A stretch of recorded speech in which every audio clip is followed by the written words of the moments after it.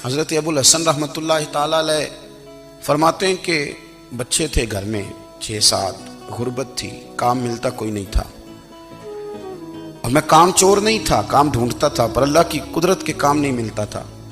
फरमाते हैं कि मैंने एक दिन अपनी अहलिया से कहा कि आज मैं फिर जाता हूँ काम ढूंढने। तो मेरी बीवी बड़ी फर्मा बरदार थी, पर उस दिन ना गुर्बत के हाथों तंग आके कहने लगी आज ना कुछ लेके आया तो मैं बच्चे लेके चली जाऊंगी।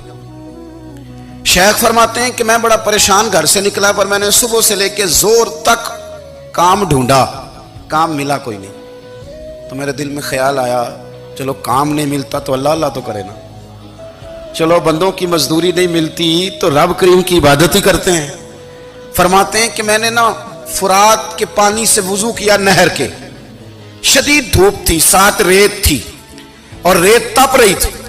मैंने अपना रुमाल वहीं मुसल्ला के तौर पर बिछा लिया और फरमाते हैं कि जोर से लेकर असर तक नमाज पढ़ी, धूप भी पूरे जोर पे, पर मेरे सजदे का ज़ौक़ भी पूरे जोर पे। फरमाते हैं कि असर तक मैंने नफल पढ़े, दिन ढलने लगा, असर की नमाज पढ़ी और मैं वहां से चला।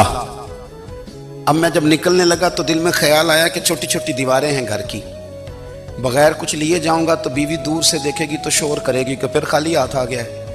कहते मैंने अपने उसी रुमाल में जिस पे मैंने नमाज पढ़ी थी ना, रुमाल में, कहते हैं उसी में ना मैंने कुछ रेत भर ली कि वो दूर से देखेगी तो समझेगी कुछ लेके आया है, चलो जाके उसे बता दूंगा कि आज फिर मजदूरी नहीं मिली। कहते हैं वो रेत लेकर जब मैं घर में गया तो पहले बीवी दरवाजे पे खड़ी होती थी, पूछती थी खाली हाथ आ गए हो? आज मैंने देखा तो है ही कोई नहीं। फरमाते हैं मैं अंदर दाखिल हुआ, सलाम लिए, कोने में मैंने वो रुमाल रख दिया और मैंने आवाज दी कि भली मानस कहाँ हो? तो वो कहने लगी आप मुंह हाथ धो ले, मैं रोटी लेके आई। मैंने कहा रोटी कहाँ से आ गई, यहाँ तो कई दिनों के फाके। फरमाते हैं कि वो रोटी लेके आई और उस वक्त की जो मौजूदा नेमतें थी, समझ ले सलाद, अचार, हर चीज साथ लाई। मैंने कहा कि बच्चे कहाँ गए? कहने लगी वो खाना खा के खेलने गए, आप खाना खा लें आ जाते। खाना उसने चुन दिया।